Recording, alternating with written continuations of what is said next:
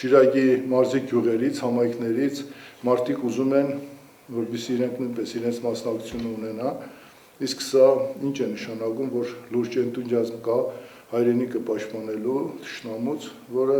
սադրանք է գործում։ Պարզ է կա լարվածություն, ուղղակի ես մեր համակարգացիներին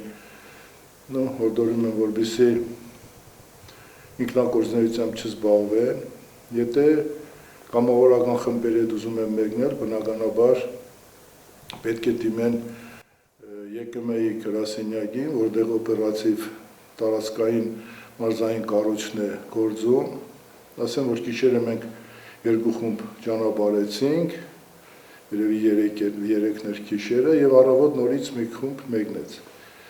Բացի դրանից դաշնակցականները երկու խմբով գնացին, ես նաեւ Մանուկյան Ռոմիկի հետ կապի մեջ եմ,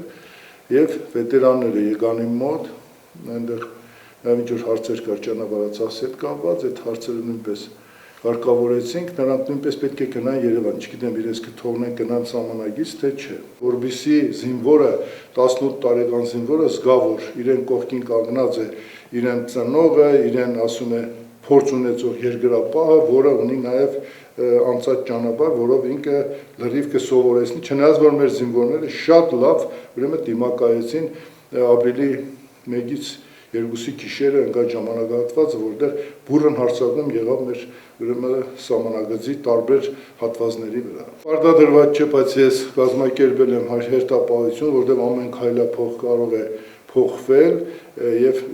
որովհետեւ կարողանանք մենք հասարակությունը իրազեկել, նաեւ այսօր զինկոմի հետ ենք աշխատում, մենք զինկոմեստեր առավոտ մենք պայմանավորվածություն ենք ձեռք բերել, ամեն քայլափոխի իրար հետ հեռախոսով կապի մեջ ենք, ինքը իրեն տեղում է։ Շատ կարեւոր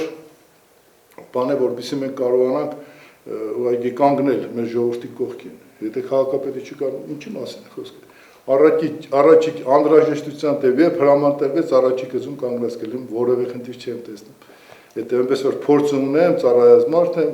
այդպիսի խնդիրներ չկա։